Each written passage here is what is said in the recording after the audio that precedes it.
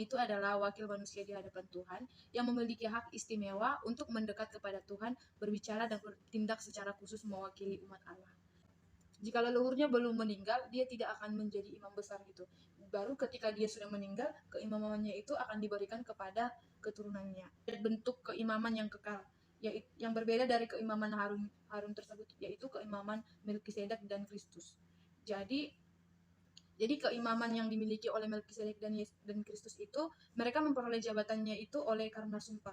Tidak ada yang mengambil alih dari pendahulunya dan tidak ada diserahkan kepada penerusnya. Jadi meskipun dikatakan keimaman Melkisedek ini dan Kristus ini kekal, ada juga gitu perbedaannya antara keimaman Yesus dan keimaman dari Melkisedek. Yaitu ketika Melkisedek meninggal, ia tetap memegang jabatannya. Ia tidak menyerahkan tugasnya dan dengan demikian ia tetap hidup. Itulah sebabnya dikatakan bahwa ia tetap menjadi imam sampai selama-lamanya. Sama halnya dengan yang keimaman yang Melkisedek, Yesus tidak mengambil alih atau meneruskan tugas dari orang tuanya. Ia tidak meninggalkan tugasnya kepada orang lain setelah kematiannya. Menjadi persamaannya itu mereka memperolehnya itu melalui sumpah. Kalau Yesus itu keimamannya itu kekal. Selain itu di dalam surat Ibrani juga dijelaskan tentang keimamatan dari Yesus Kristus. Yesus memenuhi kriteria sebagai imam besar walaupun berasal dari suku Yehuda. Tadi kalau kita lihat tadi menurut peraturan Harun itu, imam itu harus dari suku Lewi, yaitu suku dari Harun.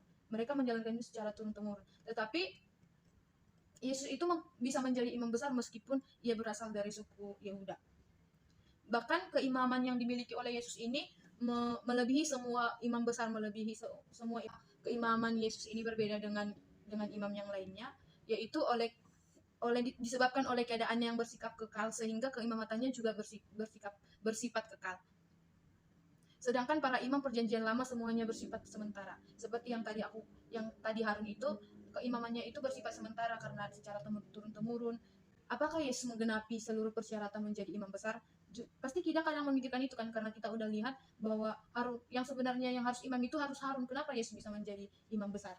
Jadi yang pertama itu Yesus sudah menggenapi seluruh persyaratan menjadi imam besar. Seperti yang pertama, orang yang dipilih, yang kedua ia mempersembahkan korban, dan yang ketiga menjadi perantara atau mediator.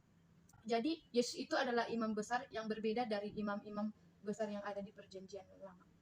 Adakah hal baru yang kamu dapatkan? Coba bisa kau sampaikan gitu. Kalau Yesus itu merupakan imam besar yang sudah ada dari kekekalan, dan Yesus itu juga sudah memenuhi syarat-syarat menjadi imam meskipun Yesus itu berasal dari suku Yehuda. Ketiga itu yaitu yang pertama itu orang yang dipilih, yang kedua yaitu mempersembahkan korban, dan yang ketiga yaitu menjadi perantara atau mediator. Terima kasih.